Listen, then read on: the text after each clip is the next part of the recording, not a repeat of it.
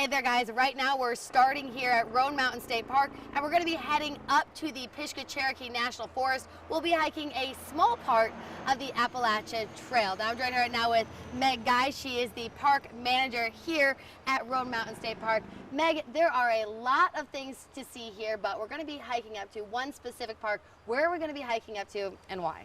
Okay, that's true. So here in the state park, we have 12 miles of hiking trail, and it's a very popular destination. But this is a lot of times people's base camp for exploring the top of the mountain. So that's where we're headed next. We're going to drive up to Carvers Gap so we can access the Appalachian Trail. We'll just take a short hike, about a half mile out and back, to see Round Bald and some amazing views. Okay guys, we're up here at Carvers Gap now. Meg, before we get started on this hike, what are some things that we need to make sure that we have? Well, first of all, you want to make sure you're dressed appropriately. Sturdy hiking boots like what you've Just got on. them? Yeah, so flip-flops not recommended. Wicking layers of clothes, and layers is important because it's surprising sometimes the temperature difference between even the trailhead and the top of the mountain, or the valley in Johnson City and the top of the mountain. The wind can be pretty high, so throw a jacket into your pack, be prepared for that. With the exposure up on the balds, a sun hat, sunglasses, sunscreen, definitely recommended. Plenty of drinking water. Got it. All right. Well, I know there's about to be some beautiful views ahead, so let's go get started. All right, great. So now I'm seeing a lot of these same plants popping up here. They've got these thicker leaves. What are these? Okay, so this is Catawba Rhododendron, and this is a plant for which Roan Mountain is famous. And when they bloom in early to mid-June, they're going to put out this very large, bright pink azalea-like blossom. But looking at this plant, it's evergreen.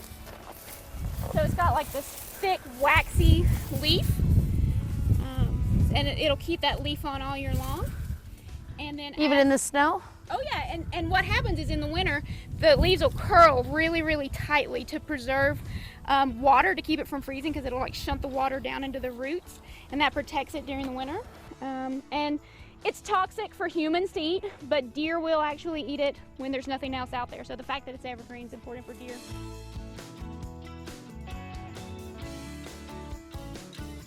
This is the Spruce Fir Forest, and it's kind of a unique ecosystem to southern Appalachia.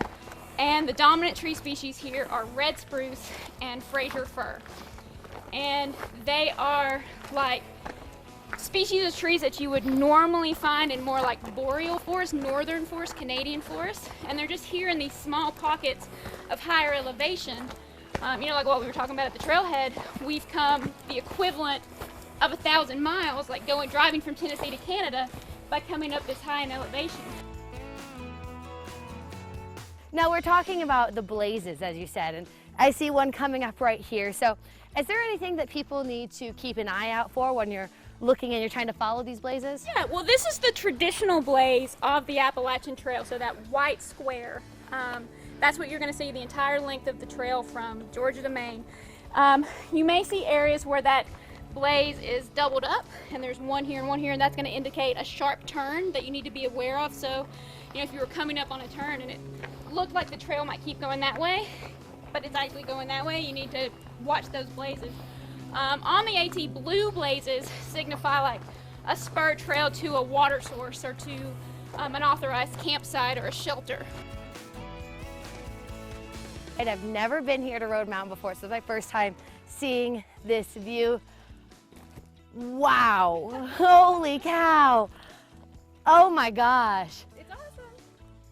Wow, I've never seen anything like this.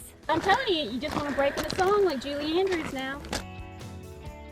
So we still don't know why this spot of the mountain is bald, while the other parts are, they're luscious in trees and thick forests. There's a very cool Native American legend that helps explain why the balds exist, in that the Catawba tribe and the Cherokee tribe got together up here to have a battle. So they wanted to come to a high point to show their prowess in battle to the Great Spirits. And the battle waged on for 3 days, and it was so vicious that the ground was just drenched with blood, and that made the trees wither and die. and no trees could ever grow again. And it also changed the color of the blooms on the rhododendron from white, which is what you'll see at lower elevations with a different species of rhododendron, to red, which is what you see now. With the, because of the battle. Yeah, and so that's the Native American legend as to why it's bald, one of them. But the prevailing theory that I think holds the most weight, and a lot of scientists think holds the most weight, is grazing pressure. So, you know, we talked on the way up about those mega herbivores that lived here before. This area would have been grazing land for those animals. It would have been grazing land in later years for bison, for elk, for deer. And then prior to this being public land, when European settlement came to the area, this was prime time summer grazing pasture for settlers. So they would drive their cattle and their sheep up here for the summer, cooler temperatures, less biting insects, fresh green grass. So it makes sense. Yeah. That makes a lot of sense. Then all these dry stalks that you see all along here, this is called Angelica. But here you can see one. You see where it's gone to seed here. And then here, what's interesting is before it goes to seed, like when it's still a flower, it's just this really tight, tightly bunched little umbel of a flower, and the nectar gets trapped down in there, and when it rains, water gets trapped in there with the nectar, and the nectar ferments. And so when flies and bees visit this plant, they get a little bit of alcohol, so they get a little bit tipsy. So we call these the Abbey Pub. North Carolina's behind us. We've got, and around over here, we've got Virginia all the way back there. And then this right over here is Tennessee. Tennessee, yep, and just down at the foot of the mountain here is Tennessee as well. How cool of an area do we live in that we can stand here and look at 3 different states? Okay, so I see round ball. What does this sign here mean exactly? What have we made it to? This means that we have accomplished the goal and reached the summit of Round Bald. Yeah. We did it! So this is one of 5 peaks on the Roan Mountain Massif. 2 of them are on the other side of Carvers Gap, the highest Roan High Knob, then Roan High Bluff. Round Bald's the first one we encounter heading north on the AT, and then you've got Jane Bald and Grassy Ridge Bald. So all 5 of those peaks together make up the whole of Roan Mountain. Okay, so we've made it to the peak of Round Bald. And now the question is, you're here, you're enjoying the view, so now what can you do? Well, big thing is here, no mountain biking. There's actually no mountain biking allowed on the Appalachian Trail as a whole. And some people might come up here to camp. Now, while it may be allowed, it's not really encouraged. There's a lot of places to camp out on the Appalachian Trail, but up here on the Balds, we try to not camp up here just because it's such a delicate ecosystem like Meg was telling us. So what can you do? Bring a picnic basket, bring a book. If you want to find maybe a tree or 2 to set up a hammock, good luck, but that would be a lot of fun.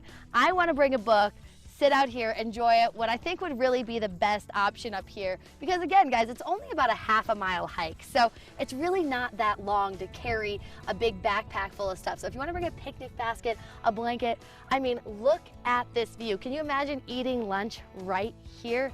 I mean, I can, and I know I will be in the future. I've learned a lot on this hike here. So I'm going to take that knowledge, take it home with me, go pack a big bag, and come on back here.